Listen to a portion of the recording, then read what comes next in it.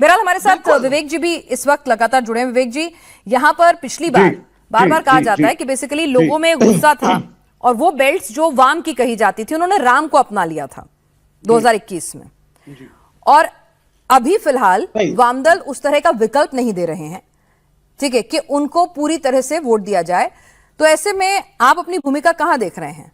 गार्गी नंदी रॉय जी ने कहा वोट काटेंगे जरूर, लेकिन क्या सीटें निकाल पाएंगे, और निकाल पाएंगे तो कौन सी और कहां से? कुछ तो आप लोगों ने भी एनालिसिस किया होगा ना कि 5-10 मेरे को लगता है कि इन पे मेरा स्ट्रांग होल्ड है, आ सकती हैं। हाँ देखिए, जो साउथ बंगाल का आपका एरिया पड़ जाता है, आपका कुछ जैसे आपका जंगल महल हो गया, आपका देयर आर मेनी एरियाज जिसके अंदर बहुत सारे ट्राइबल पॉकेट्स हैं जिसके अंदर काम हम लोगों का चलता रहता है, वर्कर्स का। लेकिन सबसे इंटरेस्टिंग पॉइंट जो गार्गी नंदी रॉय ने बोला, that was the workers migration, जिसके ऊपर बहुत ही कम डिबेट्स में चर्चा हुई है। लेकिन गार्गी जी, मैं आपको अश्योर करता हूं, जब भी माइग्रेशन हुआ है वर्कर्स का इन कंडीशंस के अंदर, उन्होंने हमेशा एंटी बीजेपी वोट ही दिया है, because that is the government at the centre.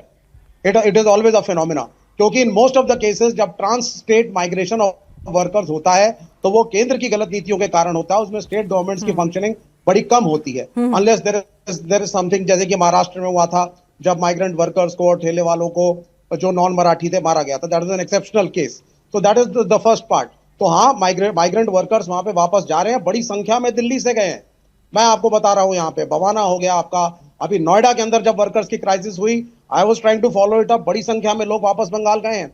और इनफैक्ट कल नोट डाल विवेक जी, हमने तस्वीरें दिखाई हैं कि किस तरह से पूरा का पूरा ट्रेन्स भरी हुई थी, खचाखच। लोगों को मैसेजेस आ रहे थे कि भाई आप अगर वोट नहीं देंगे इस बार तो आपकी नागरिकता चली जाएगी, वोट कट जाएगा। तो वहां पर कुछ अफवाहें भी थी, कुछ पार्टी वर्कर्स भी कॉल करके इस तरह से डरा के बुला रहे थे, परिवार वालों में भी एक पैनिक था। तो सब कुछ देखा है। और अगर आप देखेंगे तो कई लेबर क्लास जो है इस टाइम पे, जो मूलतः पश्चिम बंगाल से आते थे, हाउस हेल्प्स इन तमाम लोग, वो अभी मिलना मुश्किल है। It's a fact.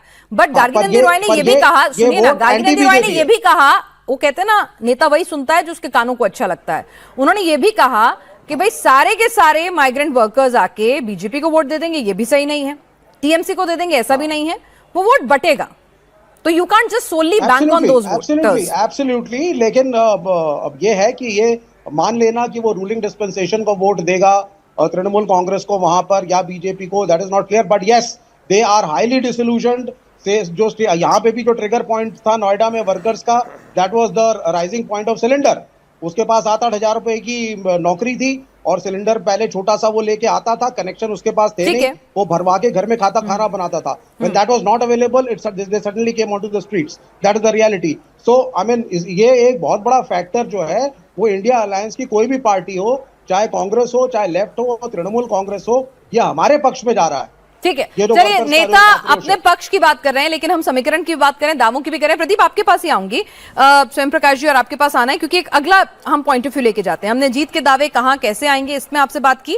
अब दूसरा पॉइंट ऑफ व्यू ये है, जो प्रधानमंत्री नरेंद्र मोदी ने जिस तरह से महिलाओं के लिए क्या क्या किया है, बीजेपी क्या क्या वादे कर रही है, अब तक क्या क्या किया है, वो गिनाएं। ममता बनर्जी भी उसी वोट बैंक को लगातार टारगेट कर रही है। हम प्रधानमंत्री ने क्या कुछ कहा जरा हम कोशिश करेंगे कि सुनवाएं, और किस तरह से दीदी भी एम फैक्टर पर, यानी कि महिला फैक्टर पर बहुत ज्यादा बैंक करती हैं। और पिछली बार भी दीदी की जीत में महिला वोटरों का बहुत बड़ा योगदान था।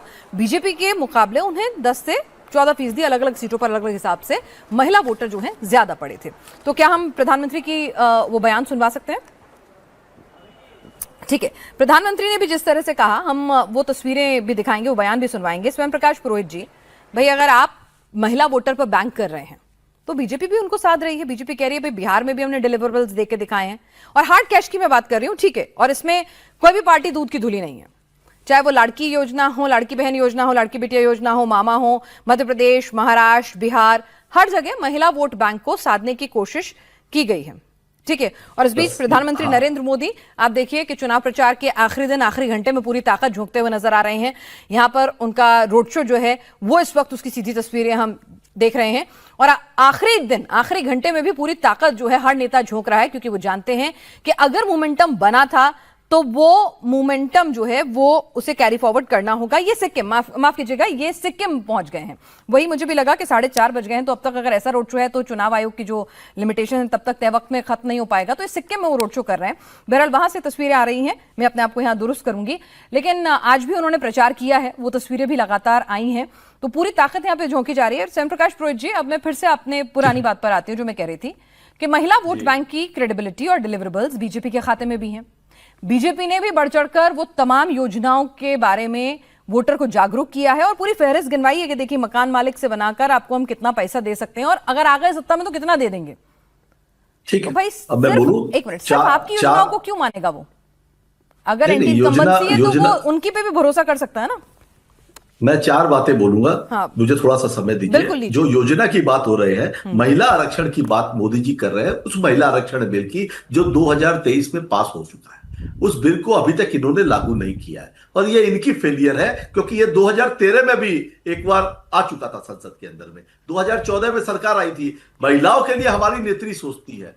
39% का स्ट्राइक रेट एवरेज है हमारे सांसदों का, लोकसभा हो राज्यसभा हो। पंचायत में 50% तक का है। महिलाएं काउंसिलर्स तक में महिलाएं हैं। सरकारी नौकरियों में महिलाओं को आगे योग्यता दी जाती है। आप हमारे टीवी के, हमारे जो देश के नेता है, आज देखिए युवा नेत्री साइनी घोष, श्रेया पांडे, आप सब ने देखा महिलाओं को ममता बनर्जी ने कैसे बढ़ाया। हम आ जाइए उनके प्रकल्प की।